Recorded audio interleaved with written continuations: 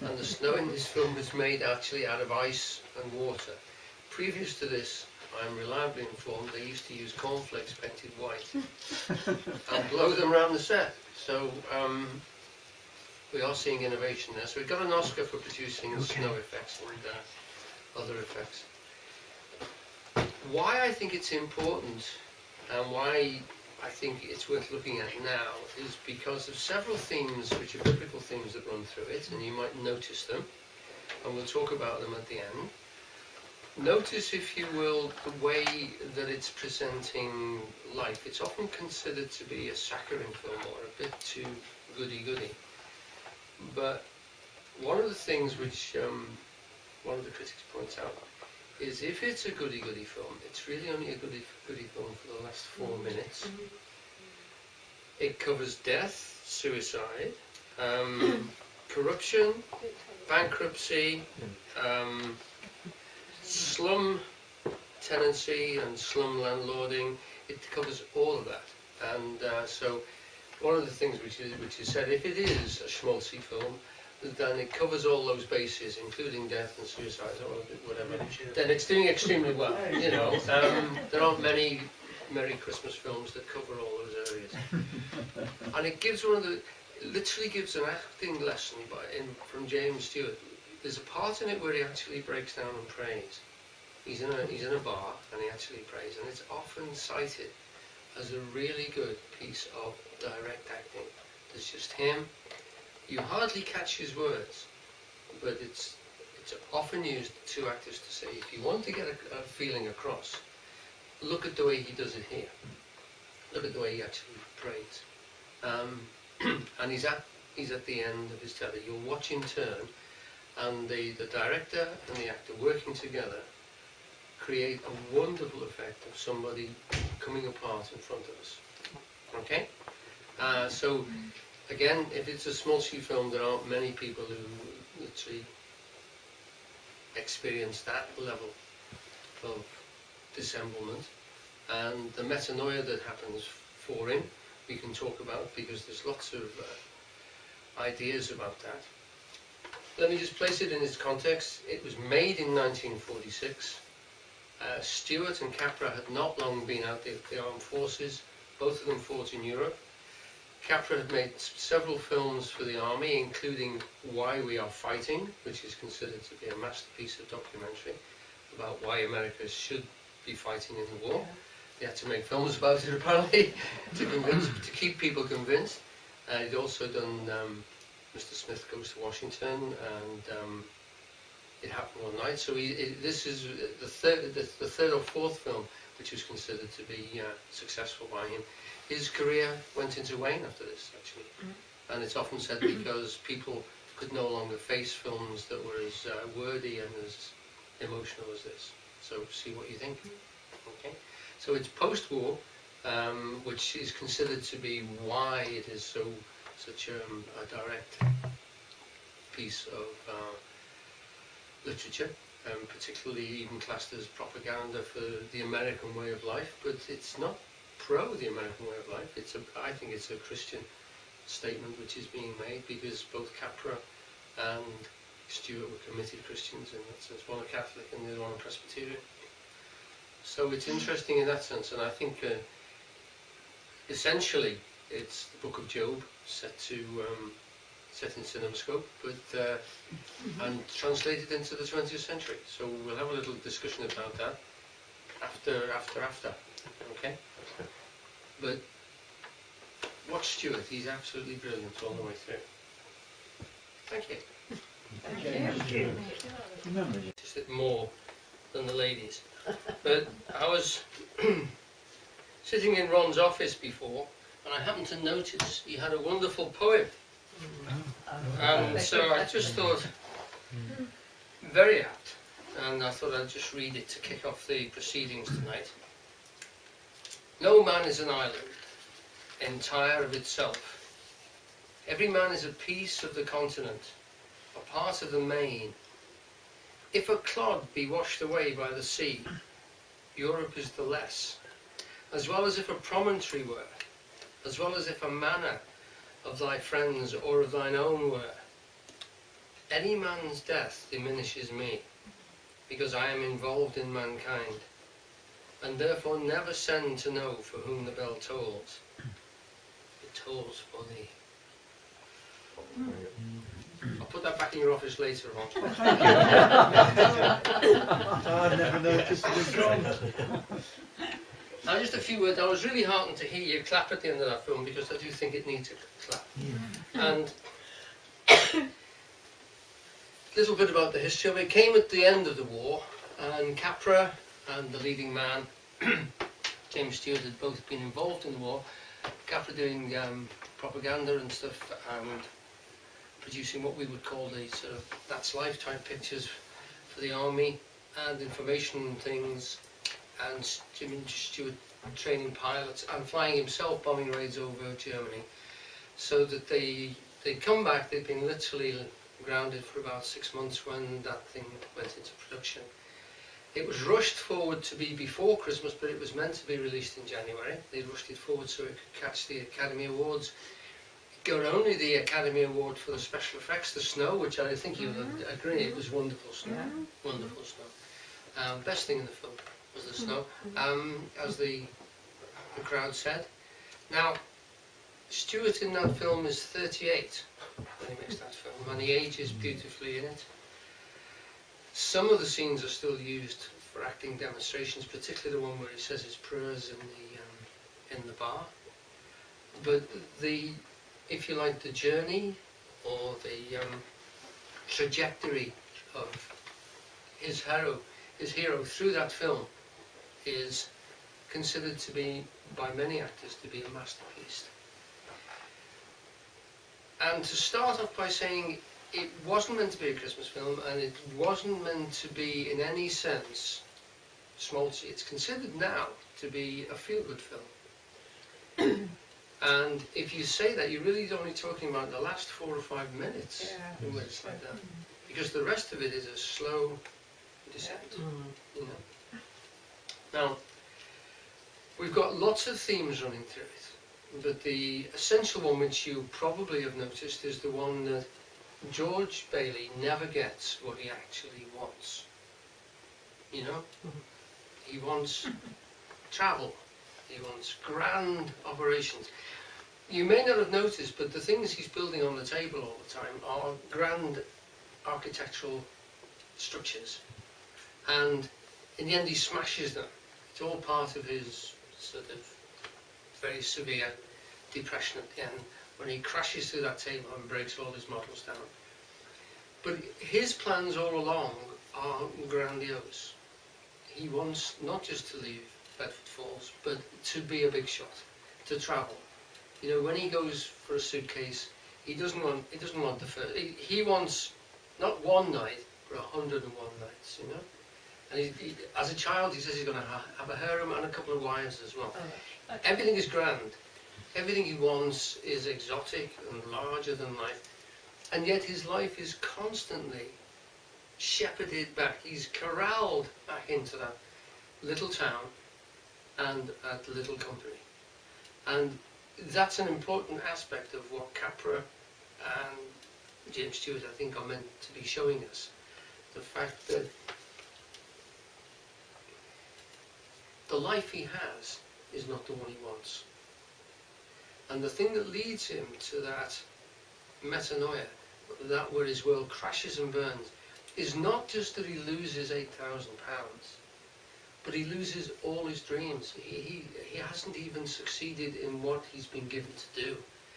And he'll never get out of that particular place. So much so that it's not sufficient for him to die, to commit suicide. He wants never to have been born. And that's the statement he makes.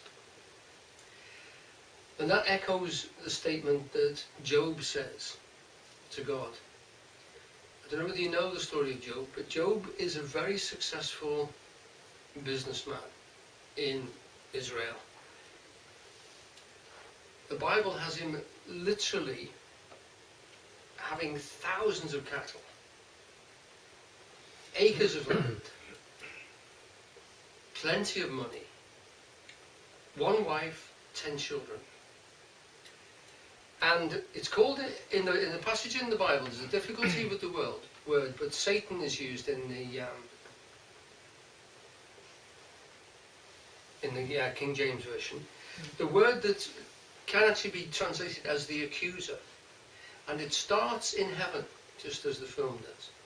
And it starts with the accuser going to God and mentioning Job and saying that he is a loyal believer in God. But he's loyal because he's got thousands of cattle, acres of land, a wonderful family, everything he needs.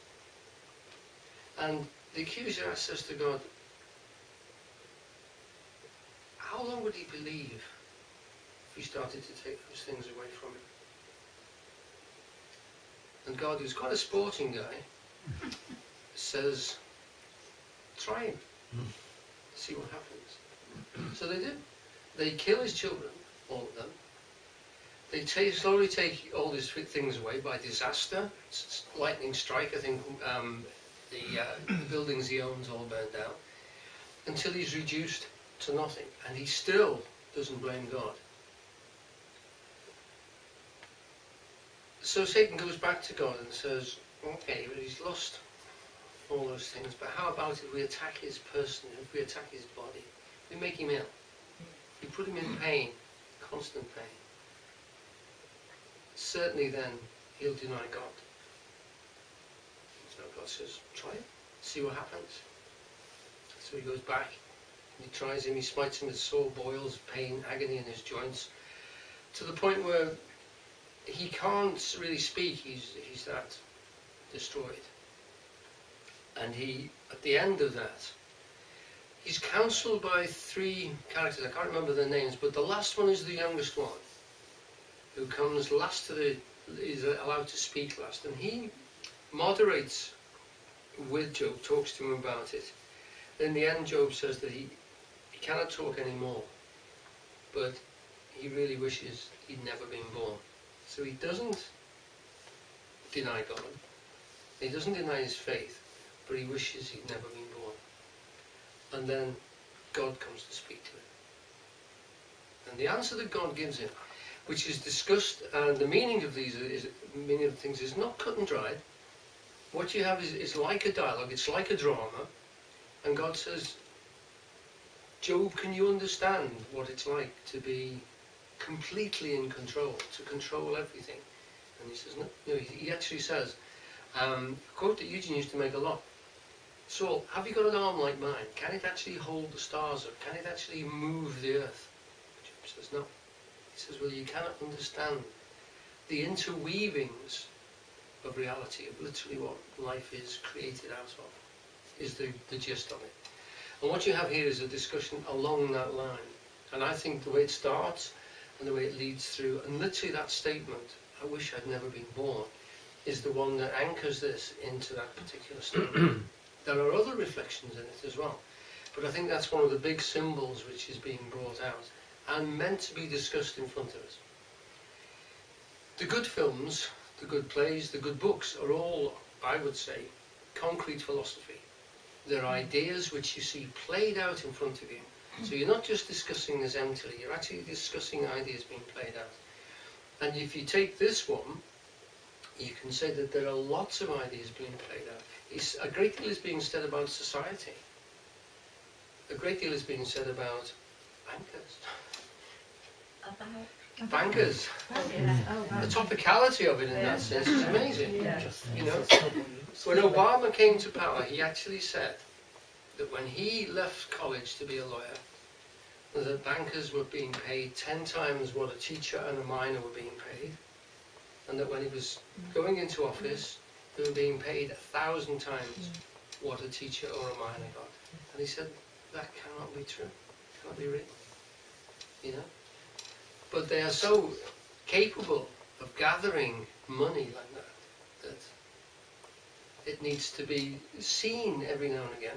One of the beautiful things, I think, that I don't know the original story, I haven't read it, I haven't been able to find the original story, so what I'm saying is, what I'm saying Capra has actually interpreted, could be the original author. But if you notice the names in it, you've got Potter, Bailey, you've got Wainwright.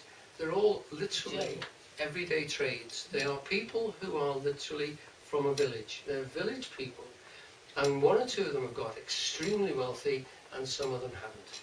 And it's to do with actually stating the fact that we really do need community, and it has to constantly be fed back into community, is what I think they're saying.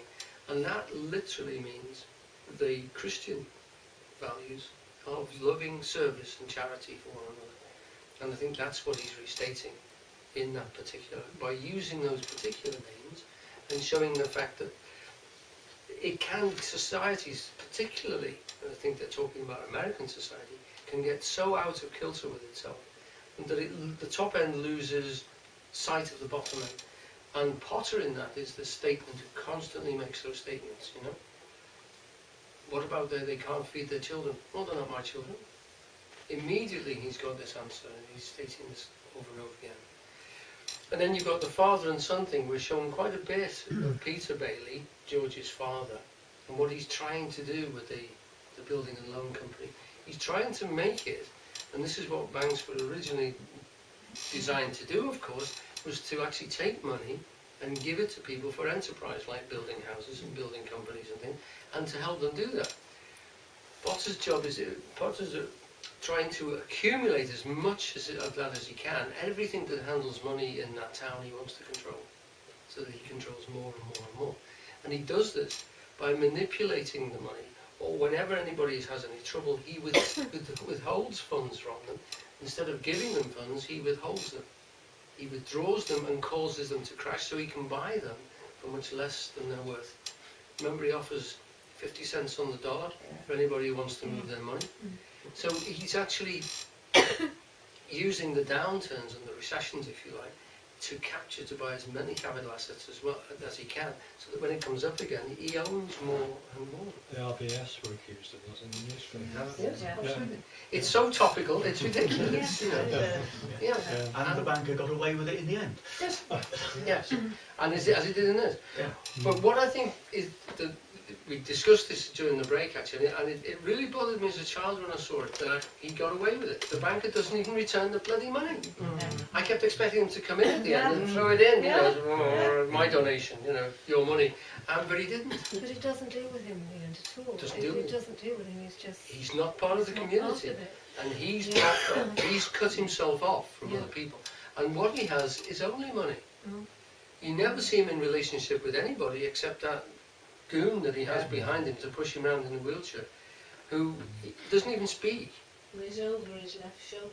Yes, and he doesn't come. Well, a lot of the time he's over his left shoulder. Yes. You're right. So And- unlike Scrooge, he's not redeemed, is he? He's unredeemed. He's unredeemed. Yeah. Yes. And whether that in itself is a statement that that type of person, that type of capitalist, if you like, is unredeemable. He needs to be contained in some way. But the story resolves itself without him. You know, the point about George Bailey, I think, which needs to be emphasised, is the angel doesn't resolve his problem in that way. Actually, you can say that George resolves his own problem by the friends he's built. But if you're really watching, you'd have to say George's wife resolves the problem because she knows what George has done. George doesn't even know what he's done. It's she that goes out and gets the money. You know, Uncle Billy comes in and, for God's sake, you think, who would work in an accountant's office with Uncle Billy with his bits of string tied around his fingers to remind him? He even forgets the wedding. He's got the piece of string, but he's forgotten what it was for. And he's not got the will, has he? No, and he's not got the will wherewithal. of the William. That's right. He's got this bird on his shoulder most of the time. Crow. Yeah. The crow, yeah. I thought it was quite But, interesting, that crow appearing Yeah. whenever the mother Yes. was talked about. It Yes. did. It did, and it's got this sort of average. We know that certain members of the crow family will collect anything which is shiny, you know, metal, and if they can't use them, they put them in their nests, but they don't do anything with them. They just gather them because they sparkle. You know, the jackdaw is particularly renowned for doing that, and there's even stories about that. And Potter is the name. He's attempting to nail the power, isn't he? Well, the main thing I see about that is literally it's a common down to earth name. And I think in a sense it's talking reflecting his about back. the material earth Yes. pot. Now, in many cultures, the potters are seen as being divine, many, in that sense, because they're making it out of simple earth. A utensil that can, yeah, well, yes, yeah, and they're containing the void, if you like, and embodying it in that sense. They're making something that everybody wants. Yeah, but then they all do that, don't they? Wainwright does that as well. Sam Wainwright, the chap who sends the money across from Europe in the end. Yeah. George himself, if you look at him, you'd have to say it takes him a long time to realise what his wife knows right at the very beginning. I think that's an important point. She's the one who makes a wish and keeps it quiet, so it can work, come to fruition. He's the one who actually makes the wish, states it, and it's a big, it's another one of these big trunks, it's going to have everything in it, and it's going to include all that. She's the one that spots the house, which is very down-to-earth thing. It's something which is old and run down, and she can make it into something, and she does.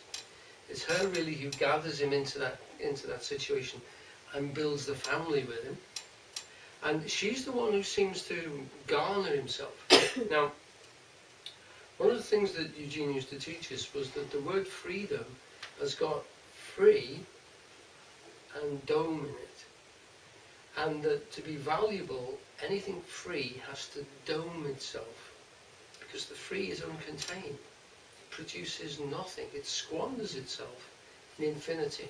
Unless you contain it, and Potter in that sense is considered to be the container, and that's the way I would see people like Harry Potter, and the Potter in Zen is the one who contains in an earthen body the voidity, the thing that's valuable in the pot are the things you put in it. It's an earthen, if you like, container, and in Zen it's always considered about the fact that it's empty. It can receive. If it's full, you can't put anything in it. So a full pot isn't as good as it isn't as useful as an empty one. Is one of the things they constantly say. It's only value as its emptiness, because it can then receive. So, if you like, to keep that, to take that, carry on that analogy, we need to keep emptying that pot by giving. Once we try and hold on and capture, as Potter tries to do, to literally lock that money up and not give it back into the field where it works, it starts to dry up. It starts to turn sour. It turns against us, and it creates problems for literally our being. He is obviously not a whole person. He's in a wheelchair and stuff, and he's a damaged person. He has no relation. We never see him have a relationship with anybody at all. And he's constantly carping and trying to get hold of all the Bailey family and to do them down. Bailey, again, is another name. It actually meant somebody who looked after the Bailey, literally who looked after the building of the citadel. So, That affirms it. well, in that sense, he's a steward of it. That's the nice thing about it. The word that the Bailey and the bailiff are synonymous words. He's not someone who owns the citadel. Everybody owns the citadel, or the lord of the manor may own it in later times, but he is the steward of it. He's the one who keeps the fabric of it and keeps it ticking over and polices it. They were the original point of the police. Constable comes from a similar sort of root and the same meaning of the word. Their stewardship is meant to look after and to keep safe, and that's what they're to do with, and that's what the citadel is all about. And if you take those words back into them, they're simple, direct words, out of which this great disparity of wealth and power seems to have been generated. And particularly in that case, Capra's pointing it as capital is the thing here, which really does need to be taught, to be brought back into the people's use, if you like. That cash that we gather together needs to be used for enterprise and to be given to people. He gives some wonderful speeches. There's one particular one where he actually, where he goes, one where he defends his father, which is quite good. And his father, remember when he says to him, "I've got to go away and do something big, Dad." I'm paraphrasing here. "I've got to leave the shabby little building a loan company." And his dad says, "Well, it's not, big things aren't necessarily better, and there are a few things you can do here which are worthwhile, if you wanted to." And his father doesn't try and contain him. Life contains him. I mean, his father does contain him by dying at an opportune moment, but in that sense, he's not trying to draw him back or to nail him in. But the situation constantly contains him. Now, he could still leave. He chooses not to leave. He chooses to accept the responsibilities that are given to him, which are constantly fed back into him. Constantly chooses to do the right thing, if you like. And I like the way Capra does it. It's so subtle when his brother gets off the train and you realise he's married. And immediately the first thing you think of is he's nailed George again. Because George is not going to make him take on the job. He's going to allow him to take the job that his new father-in-law has offered him in the class, I think, is it? Yeah. So, how are we doing? Fine. Do you agree with what's happening so far? What did you get? So what any particular things that reached out to you? Well, the whole thing focuses down to a point in the end, doesn't it? Which point? Where he has to come to consider on the bridge between two extremes Mm-hmm. what his next move is. Right. Go on. And what do you think happens? What do you feel happens there? Well, at that point something else breaks in Yes. and the man jumps in the water. He wills an act Mm-hmm. which brings out of George Bailey his true self, Yes. because he jumps into the water Mm. to save it. Yeah. And do you realise that's what's called a ricorso? Yeah. Because the very first thing he does, we see him do, is save his brother His by going into the Yes. water. Yeah. He doesn't think, he goes right in. Now, when you say his true self, we've got, this is a wonderful thing, because what it's actually saying to us is, which is the true George Bailey? Is George Bailey the one with the big trunk that's going to have this big honeymoon and it's got all this money, looks like a bootlegger, you know? We've got to the see, one who risks all yeah, for somebody else. gives his all, literally for that little town. Because it's him that's actually built all these things, not made any money, built all these things for other people. So the community is embedded inside him. But George doesn't know that. Oh. From the inside of George, he just feels bottled up, constantly blocked Yeah. from achieving this thing. He hasn't recognised, literally, that the freedom he wants, and the building power he wants, and the success that he wants, he's already got. It's right there, but it isn't reflected, it isn't glitter. It isn't like his brother having sort of meals with the president, taking his mother to Washington, flying down, you know, in blizzards and saving the day and saving the transporter or whatever it was, battleship that he saved. It's not that sort of a life. It's a very quiet, unassuming life. But the restoration of the house that his wife was with, and I think she's a magnificent character in that, because very quietly, rather like Odysseus' wife, pulling him back in, weaving him back into that story, constantly containing him, using the energy to build something with that is really lasting. All the things he wants to do, literally the models on the table, are pie in the sky. They're ideas which are literally would not have been his anyway, and certainly wouldn't have been invaluable to the community in which he actually lives. And she's a constant, isn't she? I mean, she's a sort of constant, Yes. and he's the one that is on the journey. Yes. I mean, she, in a psychological sense, I mean, she's almost, I'm not saying she's two-dimensional, but she almost is. I mean, she is so good. Mm-hmm. And it's he that goes through the trials and then comes to the Yeah. realization. I mean, she is just doing good all the time throughout. Yeah. She is an throughout aspect of him, isn't She she? is. She's That his he doesn't backbone, recognise. isn't she? Yeah. His backbone, really. She's also, but I would say she's more than that, because she's the one who knows all along what he is. Yes. And how to use this ridiculous Yes, energy she's more- she that is he more- keeps. Because she whispers, when he bends down to make the drink for him, she whispers that she wants to marry him. Into his Yes. life, yeah. Yes. So she's already chosen. Yeah. Yeah. It takes him another 20 odd years to realise that she's the one for him.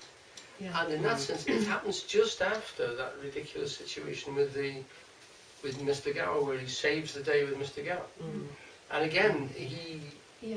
he's caught on that. He doesn't know what to do, but he does the right thing. Yes. Almost by accident, Yeah, he but takes we the right don't have choice. we don't have the psychological insights that we have when we see him. Hmm. It's enacted very much. We don't see that with her.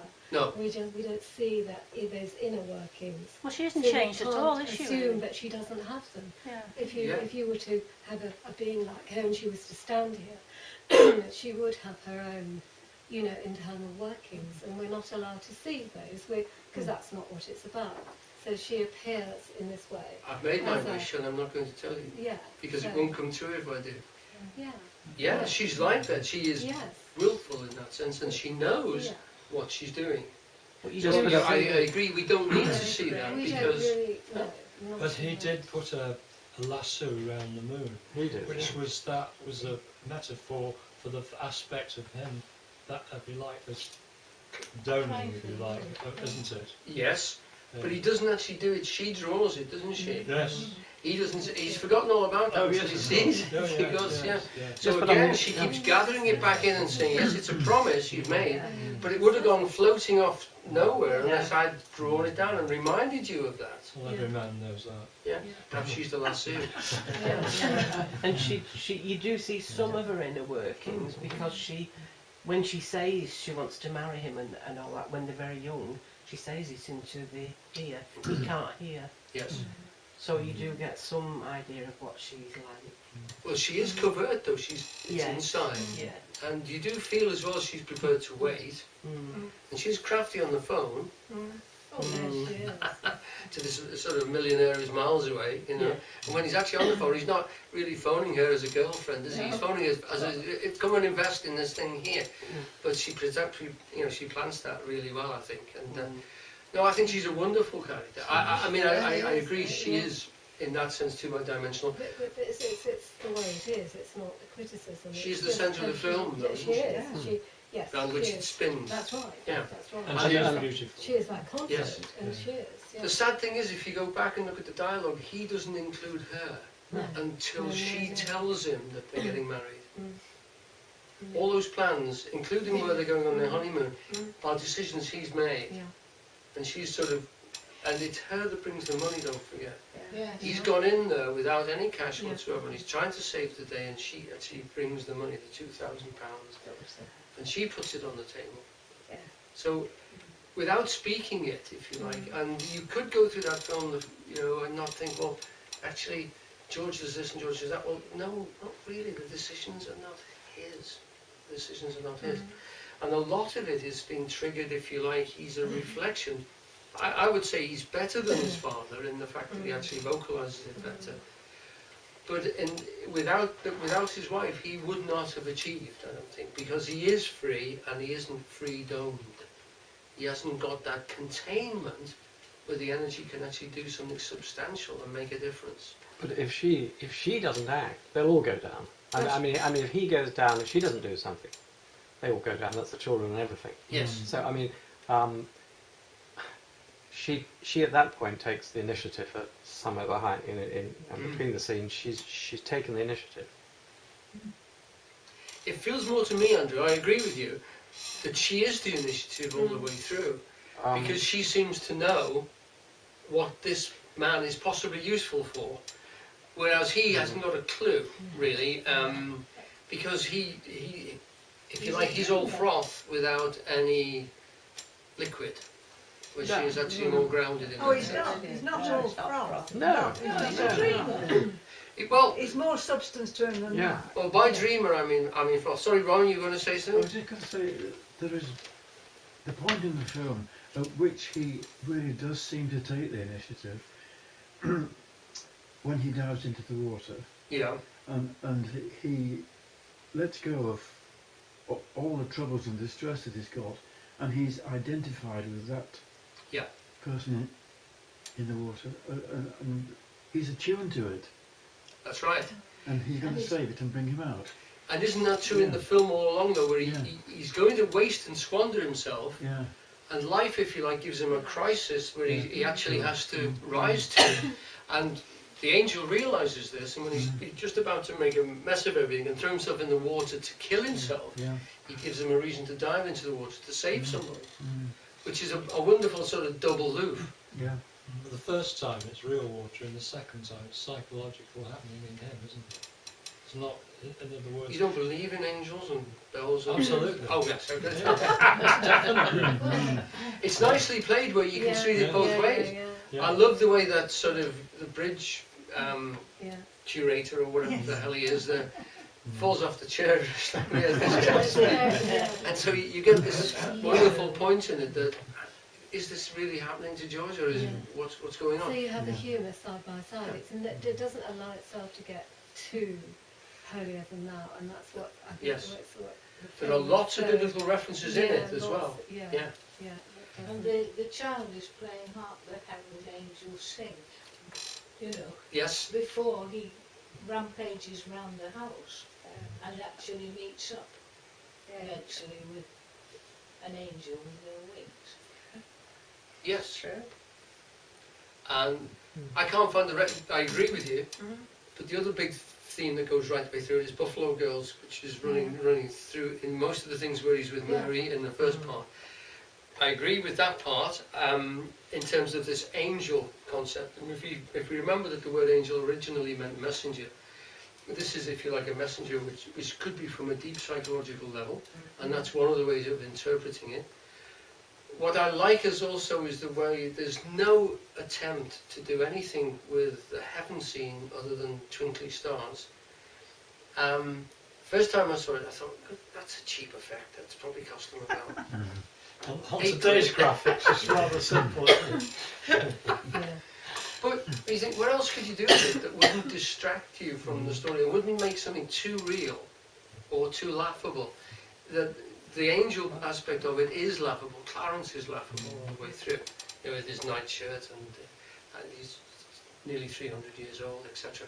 So he is a joke angel, but I think the importance of that is that the crisis that George comes to is so real, and Stuart gives it to us very real, you know.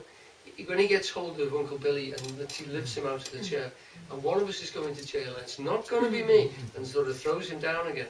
Now, I can understand, I would have said that to Uncle Billy many hours before in the film. He was But- looking after Uncle Billy, wasn't he? Yeah. Protecting Uncle Billy all the time. Yes. Protecting his, So the, probably his brother as well. And lots of people. yeah, the Bailey Bond is Yeah. in that sense is He was looking after them, forgetting, you know, that he'd lost his own yes. goal of the excitement and the adventure. Because circumstances were what governed his actions, Yeah. and they were from the heart rather than they're not from the head, are they? They're from That's right. his heart, Yeah. and each time he's actually protecting someone, like those people for their mortgage, the people who couldn't pay, you know, couldn't raise the money any other way. All the time, he's kind of looking after everybody, He is shepherding them, isn't he? Yeah. Guiding them, yeah. keeping them Mm. within And- that, you know, within. Yeah, and I do occasionally, hand on heart, I agree with Potter because he comes up with some really good statements, and you can see that he's got George in a couple of places as Yeah. well, and that his Brother? yes, Sorry. yeah, and he's protecting his mum. Yeah. A whole lot of them are actually being gathered in, and a lot of them are sort of misfits and would not normally, as we see when he's not there. That's right. They they haven't fended very well for themselves, so to speak. And this point about the fact that we do interrelate with so many people. At the end, Clarence actually says anybody who has a friend is not a failure in life, is a rich person. Capra said if you've got 3 friends, you're a millionaire. I mean, so he takes it another stage further.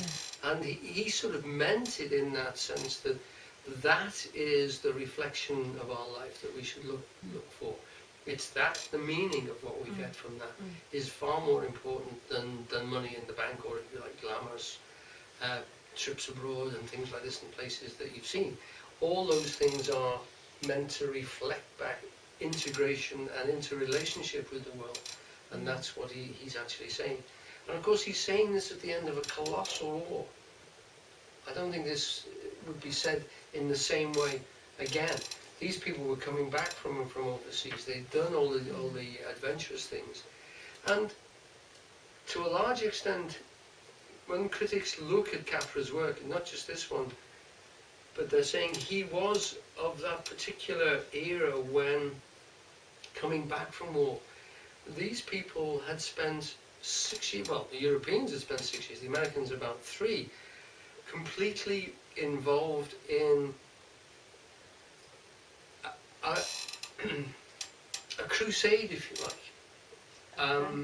A vast sort of crusade for establishing meaning, gave them meaning, purpose, a goal. There was black and there was white. You were on the right side. What you had to do is destroy the enemy. That purpose and thing has suddenly collapsed now. Okay, we're coming back. We've got very little money. Homes for heroes. Where are they? All this sort of statement of returning to a society, which again is immediately starts to fragment itself. We're not all pulling together now. We're all pulling for ourselves, if you like. And this has to be looked at before we get ourselves too embroiled in this individualism.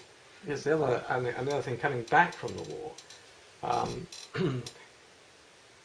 it became very acutely obvious that it was blacks, and they suffered the greater number of casualties in the American army in the Second World War, as they had done in the First World War. Mm-hmm.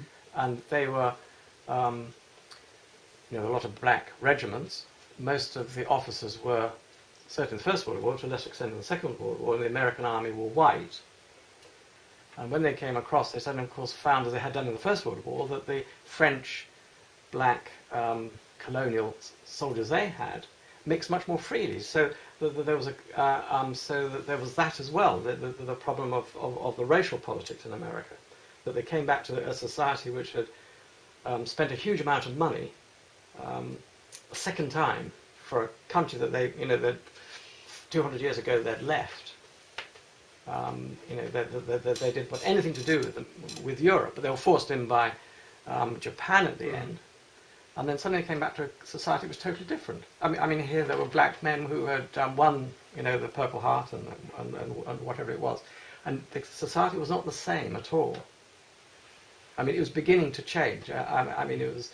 Only a couple of years after that, they then had to pass the racial acts, banning or prohibiting slavery. And that's a theme which is right the way through. And it's only, and we still see it today in America, is that the problem of colour has not been fully resolved in America. And it certainly wasn't after the Second World War. But these coloured men had been dying. They'd been killed, and they'd been disproportionately casualties in the Second World War, as they'd been in the First World War. And they couldn't continue anymore. And quite apart from now, America was suddenly the most powerful and the wealthiest country in the world. And then the next thing, there was Russia. And then you go straight into the Cold War, very, very quickly. Don't you? I don't think that's addressed in the film. No, but I think it's there. I think it's there. Along those lines are the Italians, which are represented, if you like, are presented almost as an underclass, or can be an underclass. Certainly in Pottersville, they run the bars, and but you're seeing Bailey. Yeah. Actually helping them build houses, etc. Sure. If so, they are, if you like, the immigrants that are being represented at this level in the thing. Yeah. There's the black servant in the Bailey household, Sure. and there is one black lady who comes in to give her money into the city. But I don't think the film actually tackles that one, other than on the level of the Italians are, if you like, the other, the strangers. Sorry, I didn't mean to say that. I did see in it, I mentioned, sort of whispered in Anna's ear at the very beginning of the film, was the energy. It seemed to be, because it was new, Yeah. You could feel the energy of America in it. Yes. They were speeded up. Yeah. Everybody was talking Yeah. fast. So there was that sort of drive, if you like. Yeah. And that's what happens when after the war, I guess, is it that you know all the energy that went into that war Yeah. is now inside that system. Yeah, and all the achievement, of course, Yes. because in terms of manufacture, in terms of transport, the whole system would take great leaps and bounds. Airplanes have developed fantastically, the road systems, vehicles, all these sort of things have taken a tremendous leap forward because, you know, necessity is the mother of invention. These things had to be invented. All those things are now going to feed back into society. And I agree, the energy which you see in them, the way they move it. By the way, that dance floor which splits apart is not a prop. But that's in one of the high schools in Hollywood, and they hired it to use. And it does pull back, and there's a swimming pool underneath it, so no doubt they've had The it. American I see dream, that. doesn't it? Well, yes, The yeah. American dream and the you know, the sort of positives, but also there's you know, the reflections on the Potter, who represents that extreme, that capitalism, Yeah. where it's lost its humanity. Yes. And I think there is a criticism very much of the American dream in this film. Mm. I think it's quite a, you know, it's a political film in some ways. Very, as I well. would say very political, As, yes, you but know, there's with a as- small p in yes, the sense, yes, yeah. yeah. Yeah. And it's a It does fight that deal we're with- still fighting now. It's quite a serious, you know, it does deal with these issues. It Mm. doesn't sort of shout them. It, Yeah. you know, it brings them, you Yeah, know, well, brings them up. And then also the aspect Yeah. of buying property rather than Of renting course, it, you know, of which, course. Yeah. Yeah, it's for Yeah. landlords and the Can whole, do. yeah, Hmm? yeah. No, I and mean, the slums, the Yeah. creation of slums. no, I think what I was saying, I was just setting the picture, I think, of the time of the filming. Yes, I agree, it doesn't address in some of those issues. In some ways, it's a very nostalgic film, at least I see it. It's like, I don't think it'd be made now. And in fact, I think it was a one-off, really, in the sense that I think the nostalgia is to kind of America, which was the, you know, the pioneer, the homesteader, the person that, you know, had ploughed, had created this nation, which had, before the First World War, before the Depression. And somehow it's a nostalgic view back to that's what they could go to. But the situation after the Second World War was so radically different that that couldn't be. I mean, it may comment, and it does comment on present day banking, because that in fact has got, you know, has carried on that sort of that capitalistic side. But in a way, it's very nostalgic. It's going back to this sort of almost homespun, I would suggest, sort of America, which had suffered the First World War and a depression which was so appalling. And the depression was only 5 or 6 years before the Second World War, so we were back into it again. Then they were released because they'd made a huge amount of money. He says that He does. during the Depression, what comes out of the Depression is Potter and Bailey. All the other people go to the wall. That's right. Yeah. Now, when I saw it, I saw it when, first of all, I must have been about 9 or 10. And I can remember thinking, well, because I'd seen James Stewart films before, and usually he's a cowboy. And I mean, I'm watching this and I'm thinking, here's a hero who hasn't got a gun. I mean, really, it was quite a shock to me. And in watching it again, you think to yourself, what Capra does is he makes a banker a hero. And it helped me to understand the fact that banks were originally to spread money about and to help people get things going. And that you could, if you were an intelligent banker, encourage people to develop things, whether it's houses or whatever. And the houses that they live in, Bailey Park, if you like, to me, living in Liverpool, literally Coronation Street houses, I think to myself, look at that. Wow, they look great. And you can see people thinking, yes, they absolutely look great. And he talks about them having a couple of rooms and a bath, you know. That's right. And he says, his dad says, this is a deep human need. You know, it's written deep inside of us. Human beings need this, and we can help them to do that. And sort of make money as well. Don't forget, they're making money, not as much as Potter, but they are making money because people will literally borrow money and live in these places while they're working, instead of trying to save up while you're paying rent, which is the, if you like, the hidden agenda there, which is what's going on between the difference between the Potters and the Baileys. Yeah. The other thing which comes out as well, which I'd lost and forgotten, is one reference where they talk about the Potter's Fields, which, if you remember, is the place, the land that they buy, Yeah. with the money, with the 30 pieces of silver Yeah. that Judas gets from killing Christ. Yes. Yeah. I was going So to this is the other echo of Potter's Fields, of course. Yeah. Well, Norman Rockwell comes into it as well for me. Yeah. It's like animated. A lot of the scenes like animated Norman Rockwell paintings, animated. Yes. They really are, and it's the same kind of sentiment that's being shown, isn't it? It is. The same era, the same American sort of homely, but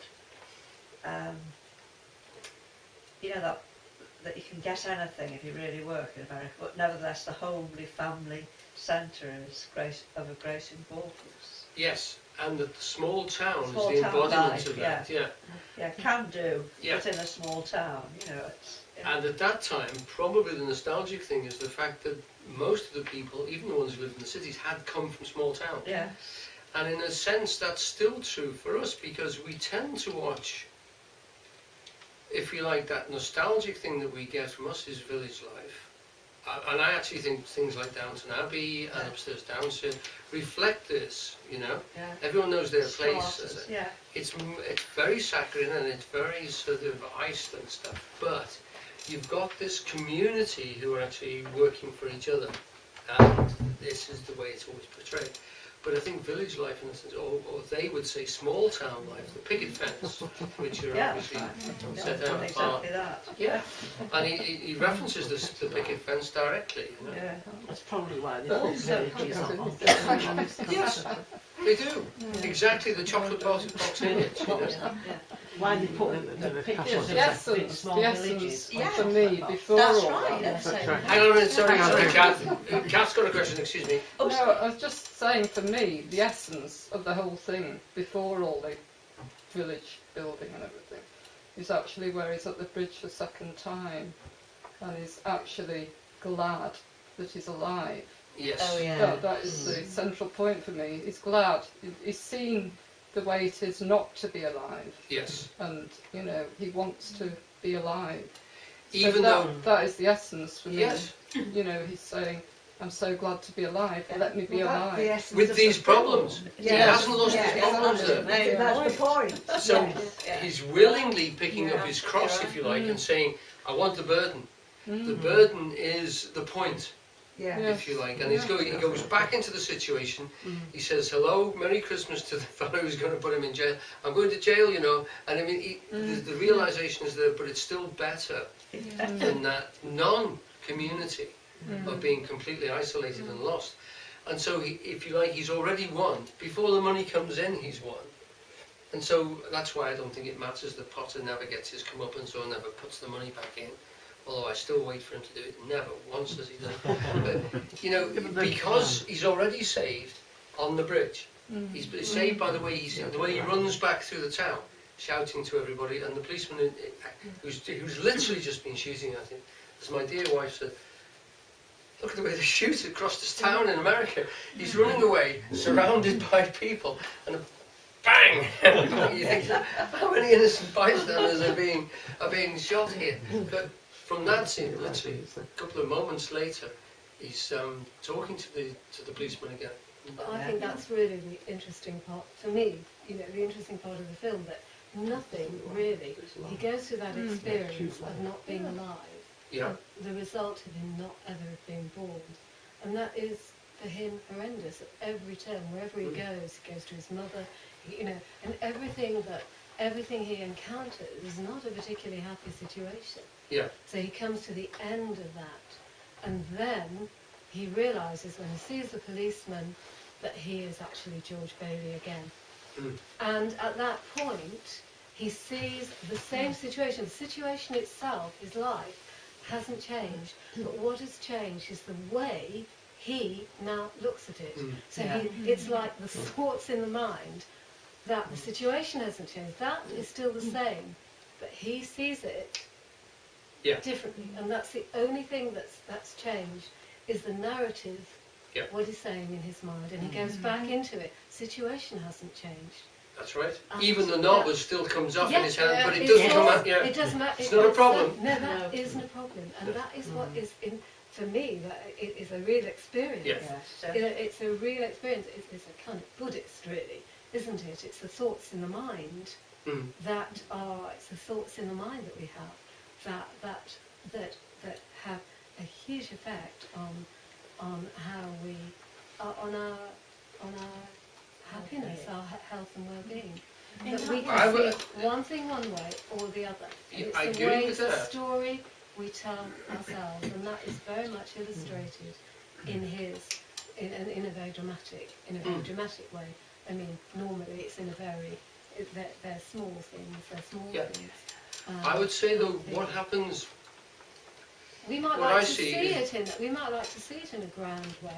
We can see it in that way, and that because as human beings we like to see things, and we like these big stories. We like these. We create myths, perhaps, and perhaps we also need to do that. To look at it as an experience, as a human being in a very bare bones sort of way, then the situation hasn't changed. It's just he looks at it. He just looks at it the same thing, differently. Kind of thing. In that way. But can I just answer that one? Yeah, Because yeah. I don't think it's what he thinks. I think it's far is. deeper than that. I think what happens is he's stopped thinking, and it's actually his heart is working. Instead of any Well, idea of what he's doing, Well, is this Ali, because it will, because it is that the thoughts have it. It's not just a mind; it's a mind-body. It's the whole thing. It begins with that. It begins with that thought. that's what I think. That's why I disagree. Yeah, Yes, It doesn't start with the thought, I believe, because It- it's not him at any point that actually changes. It's not his thought process that take him into any of these situations. It's his heart. He jumps into the river. He is changed as soon as his father's ill. He immediately he doesn't think about it. He does it. His thoughts are still the same daft thoughts about being successful and achieving this, achieving that. But his heart actually says, no, this is what you do, George. No, this is what you do. And I think what happens on the bridge, he actually gets into tune with his own heart. And he comes back without looking for any aggrandizement. All those little homespun failures, the house. but in a sense, the reality, the so-called reality of him not being alive is so horrendous for him that his life, in comparison, his real life was, great. Give me my own life back to some degree is what he felt and thought. My own life, my goodness, compared to But something had to happen that. in that film, as course in it life. does, of course Something it had does. to happen for that It did, circumstance. because it- That of course, metanoia of came course. from Yeah, the fact yeah. he'd reached the bottom and the pain, Absolutely. and he was helped at Absolutely. the point of prayer. Completely. He Yeah. allowed, Yeah, he did. allowed that Yeah, he space did. to come in again. In Yeah. other words, he Yeah. he surrendered He did. in a way. Yeah, he did. and And he that's wa- why the film is so cathartic, as an experience, I think that's right, but I I don't think- think he changes his mind. I think it's No, deeper no, than no, that. You no, see, yeah. I think it Okay. does. I think it's much deeper. Go on, yes, please. Could I It's just not say, it reminds me of a film, I've not read A Christmas Carol, but Charles Dickens' film with Alistair Sim, where someone is shown as, in this case it's an angel, but in Mhm. Scrooge's case, the spirits come to him Mhm. and show him what, if he were to be dead now, what Yeah. people would think of him and what they were doing and how they would, and to wake up and know it's only a dream and you're actually just alive in this life with exactly the same set of circumstances, but he can begin to do something different and he runs to the window and he's... Which of course he always could. Which of course he Yeah. always could have done. And it's the same to me in this. The whole thing that caused the change in him was the angel showing him how terrible. He thought he was in that life where he wasn't born, and suddenly he's back in this life and he can do all the right things. Back in the Going now. back to Mary, he can gather his children in. He doesn't care if he goes to prison because he's got the right view and he sees everything right. Yeah. Now, if you say that the similarity between the Christmas Carol and that thing is this wonderful time scale, which both of them give, they play the whole life of Scrooge, so that you see that he doesn't start out in one particular way.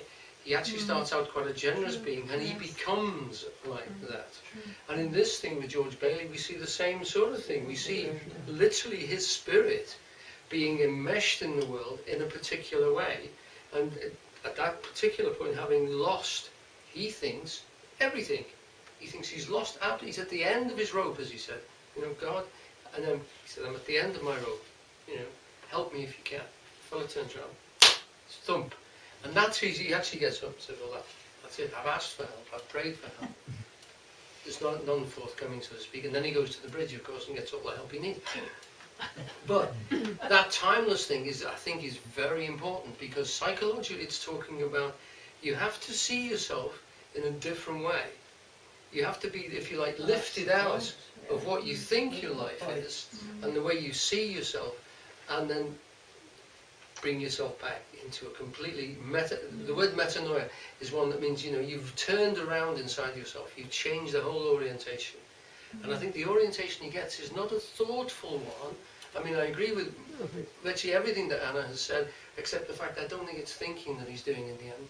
I think he's heart-centered. It's a whole thing. It's not just the thinking, but it begins in that. Well, he becomes attuned. It's what Ron said. Yes. Attuned. Yes.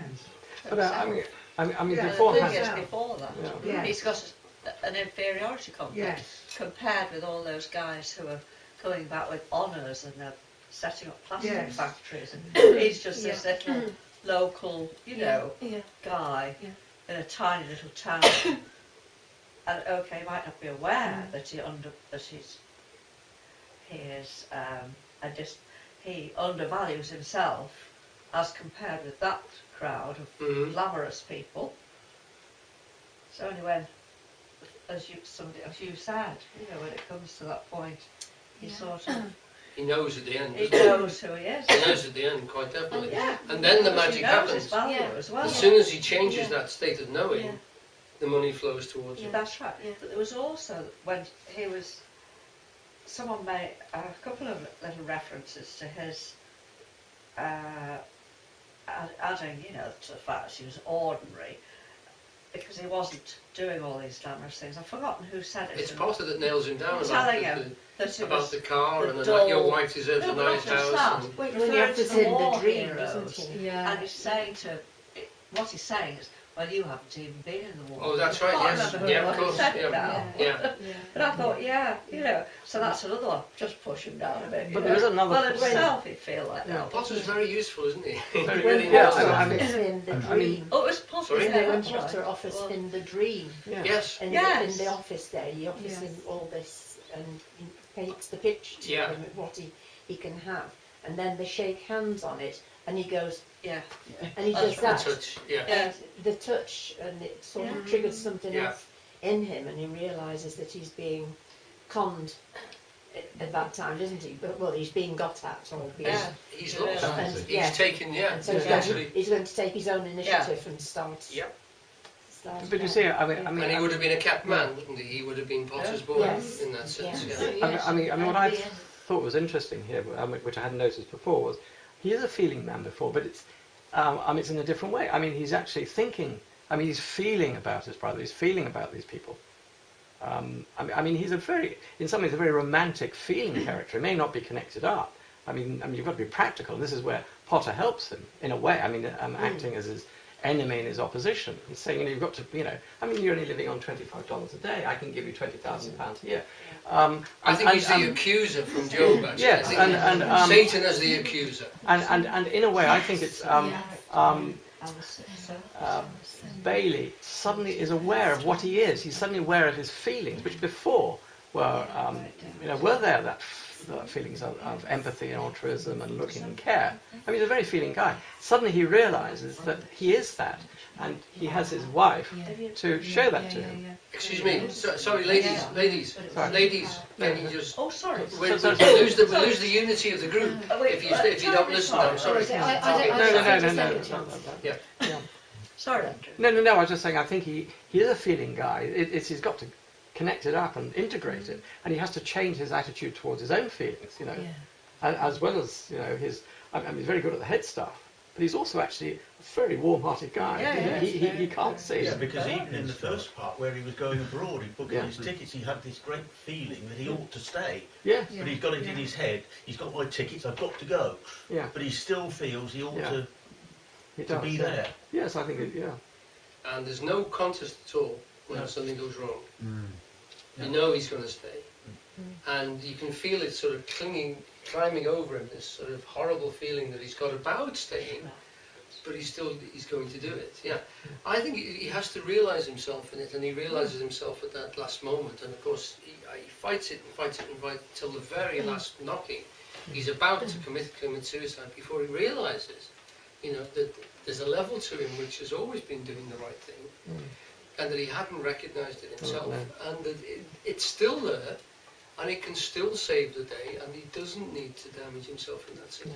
And he knows, because of this icy cold water, if you like, wake up, splash. You know, the recurso, go right back to what you were originally. The root of you is, the taproot of you is deeply embedded in what you need to be embedded in. Just realise it. God say, wake up and become what you are. Is the theme, I think, of this. He realises that the true love is the wholeness of that community, and particularly his little community of his family. And that is real. Yes. None of the other stuff is particularly real and would last a great deal in that time. You know? There's also us.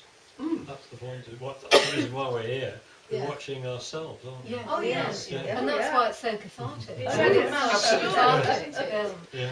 And it does take us. Art takes us in a sense far more rapidly than philosophy would do. If we discuss those ideas, you know, there's a lot of social philosophy in there. When people discuss it, they discuss Hobbes, Burke, Babbitt, Plato, are all embedded in that story, interwoven inside each other, stating the thing. The other thing is that there's the debate between heart and head, of course, which is Plato saying that, you know, you have to educate this lower order of your thinking process to recognise what is valuable in life, and you do that through the decisions that you make and the choices that you make and the people you involve yourself with and how you involve yourself with them. And there has to be a certain level of self-control and literally doming of your own freedom.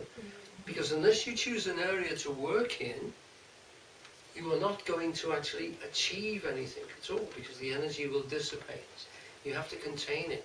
It only has value in terms of the sustainability that it actually can build something with. I think he was quite shocked as well when he realised how many lives his life had touched. Yes. Yeah. Because you think, oh, I'm useless, like the inferiority. Yes. I'm useless, I don't do anything now. And then when you find out and it's removed and you see what would have happened if you didn't, Yes. it must be a tremendous shock. Yes.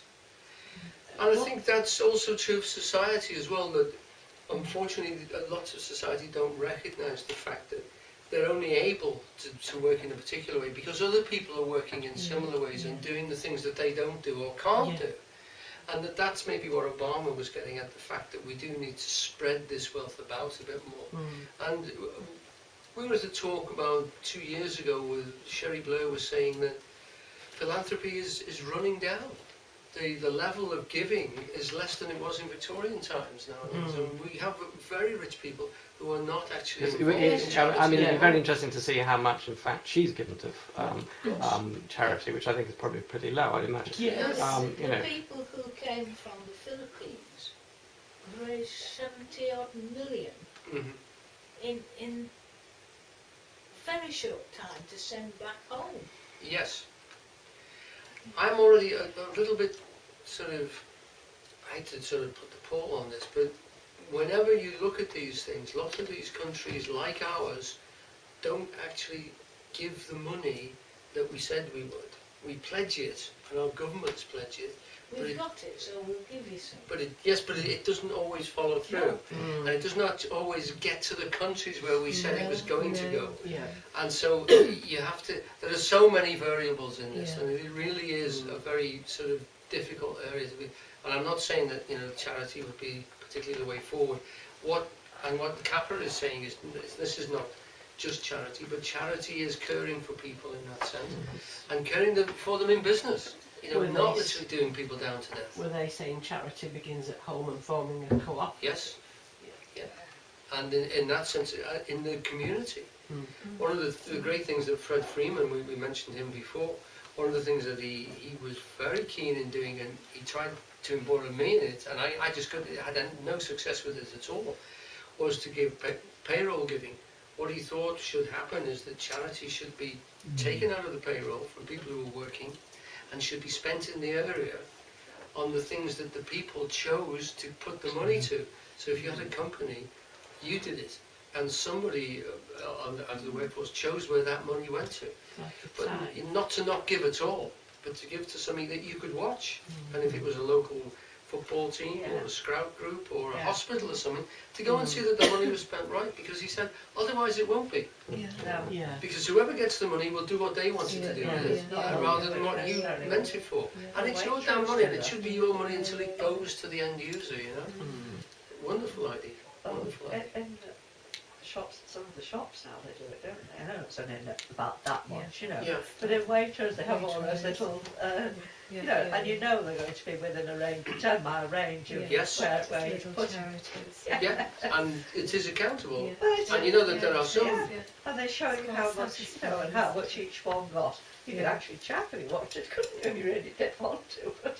But it's quite a nice feeling. You know that you've got. If you're choosing now, you want your little bit to go to every week or however often you go to these different shops. Yeah. Just another quick thought with the film was that it was an external. Bailey had to have an external event. That was the angel there, in order to shock him into the metanoia. I would say it wasn't an external event, Andrew. I'd say it was an internal event. Yes, but actually, I mean, the story. I'd say it pays your money and you it's the yes. I mean, I think if you look at it too, yes, of course. If you're looking as the the film is Potter, is Bailey, but in the story, it is the man he has to save, and he does that without thought. He just dives in, but it's an external. And then it. I would say that sparks off the metanoia, and I think that probably is the case in most people or most situations. It's an external event, something outside that challenges. That change around point is when he enters water. Yeah. And well, the two particular To the instances in feeling it. state. He is a dreamer also, though, because in terms of, he always, when he goes in, there's that little cigar lighter thing that he he kicks, to see whether his luck's in, so to speak. But this whole process with him, I think what Capra is doing, because it could also be, literally, as he says, I've had some bad booze, because I can't see straight. He could be extremely drunk, and this is him going through the hell of seeing this place through other eyes. When you are extremely depressed, the world looks very bad. It's not the same world as you're in when you're elated. If this is why when you're actually looking through somebody's eyes in a work of art, you can often see, well, Christ, the world looked like that. I would commit suicide as well. If you see it that way, it's horrendous. To be presented with that imagery, and the choices, it could be an angel, it could be deep psychological reasoning, it could be literally alcoholic poisoning that's triggering off these images deep inside him. It could also be the angelic force. How you describe it has changed over many thousands of years in different ways. But people do get visitations of ideas, they do still hear voices, people do actually get thoughts which completely change their lives, and situations of extreme depression and extreme suffering seem to trigger in a lot of people changes of thought, changes of processes, changes of being, and that's what I think the film is about.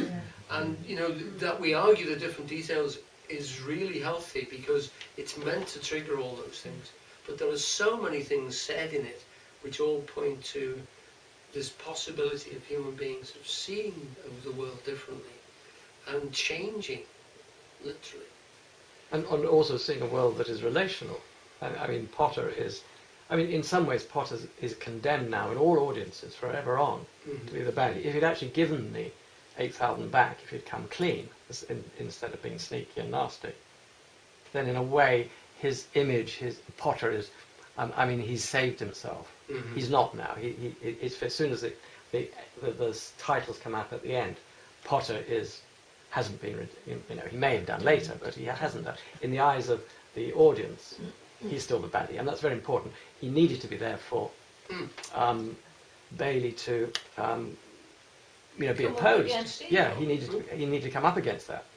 So he's still saying it's still there. Since he was a boy, though, even as a boy, he fights him. He pushes him in the shoulder and says, you know, don't talk to my dad like that. He's already started the fight very early on. And Barrymore is brilliant in it, you know. Yes, Those people who were at the Romeo and Juliet, he was Mercutio in the Romeo and Juliet that we showed in the summer. Same actor. So, I mean, he's presenting himself as that great monster, and he does it extremely well. He is insidious, that gravelly voice which has got no feeling in it whatsoever. Not my children. In other words, it's your fault. You've got to have children, you've got to look after them. So it's not my fault, you know. I've got plenty of money and I haven't got any children. Are there no workhouses? Exactly, yeah. Yes. What part, because we missed the beginning, what part did Gower, because we only saw him as he came in and the, you know, the soda siphon. Who was Gower that wanted the pharmacist? Yeah, drugstore owner. Pharmacist And who lost his son. He put the wrong stuff Yeah. in the tablets. This is one of the wonderful things about film. When you see that scene, you pick up so much information. Marshall McLuhan actually says that book reading is one thing, you build tremendous images, but the information comes at you in small bits. In a film, so in a very small scene, we see it's a drugstore, which we don't have, but it's a pharmacy and also like a cafe. Soda fountain. So as a child, he's serving people, and he also runs messages to deliver pharmaceutical goods. We notice, he literally picks up a letter and looks at it and realises Gower's son is dead. Yeah, he's died of influenza. Yeah. So he looks across, and Gower is obviously drunk, unshaven, and he's trying to literally put pills into a packet. When they used to make the Yes. tablets. Yeah. He notices it, we see on the beautiful, he picks it, it's facing us saying poison, he picks it up and looks at it, puts it down again. And so he knows. Subtle. Yeah, so he goes out, he goes out to see his father to ask what to do, and then he comes into the thing where his father is actually wrestling with Potter, so to speak, and Potter says to him, first thing Potter says is, you're crying, Potter, you're crying, Bailey. And he says, I'm not crying, I've just, and he said, you come to me, you're asking for money. So the boy comes into that situation. So you could suggest that he's already seen his future, dealing with this man Potter. And maybe that's why the whole thing about, I'm going to leave this place, I'm going to go the world, I'm going to go to Samarkand, I'm going to have 1,000 wives and all this business. I'm seeing what this is doing to my dad. You know? And in that scene he pushes Potter. He actually pushes him in the shoulder. And you get this whole concept of what's possible. Now Gower, he comes back, he doesn't deliver the medicine. He comes back and somebody has phoned up and said, where the hell's the medicine? So he gets battered around and his ear actually bleeds. It's a very pathetic scene because he's pleading with him not to. That's his bad ear from rescuing his brother. Yeah, don't hit me on the ear again, please, Mr. Gower. You know, hit me on the other ear. If you would. Good news and bad. Absolutely. I have the feeling that again, I've missed all the beginning of it, so I'm, coming at a different angle. Well, we've got the 4 films. We've got Rear Window, we've got Harvey, which is brilliant, and we've got this one, and what's the other one? Is it Rope? The Rope, yeah, that's right. I think it was £7.50, I think, for the 4, you know? And we were terrified in case it was the colourised version, because the black and white is better. Yeah. It's well worth getting, it really is. And you've got 4 really good evenings of viewing there.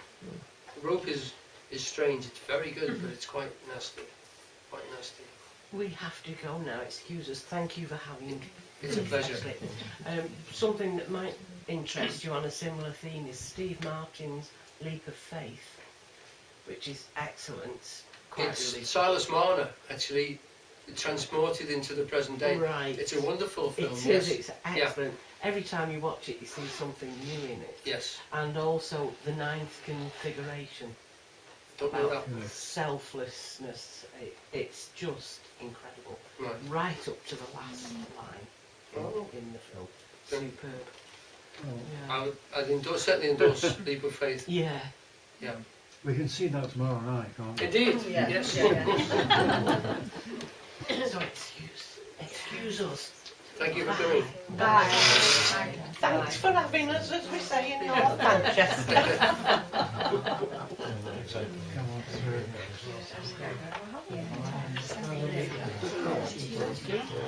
Are we done, folk, do you think?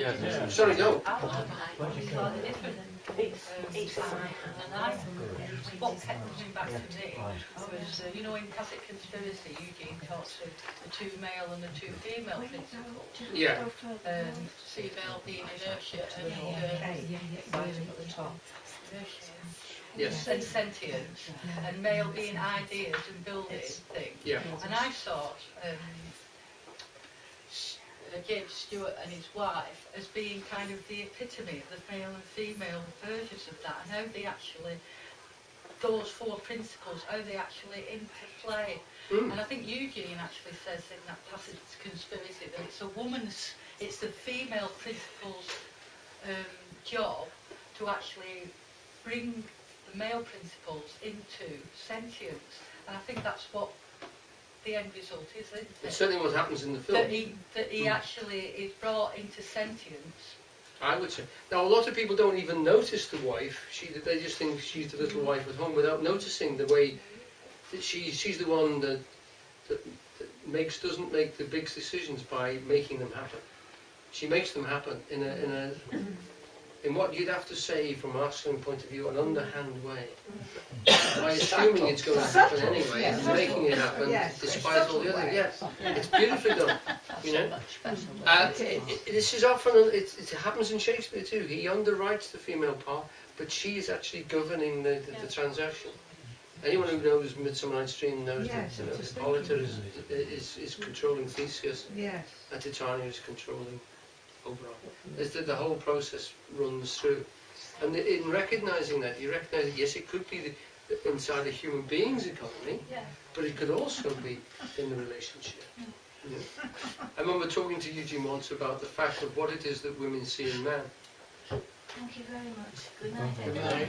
Good night, Margaret. Take care, Margaret. Thank you. And we got to talking about territory, or areas of influence as it is with human beings. It's exactly the same as it is with animals. And he said, well, often they don't realise what the territory is. They have to be told by the wife. That's how she becomes the wife. She defines the area of enterprise. And that's the value or the meaning of the relationship between them. Again, it's free and own. Otherwise, that energy would just disperse itself, as it does throughout the world, not achieving anything, literally, for the community, not embodying itself in matter, which is what it's meant to do.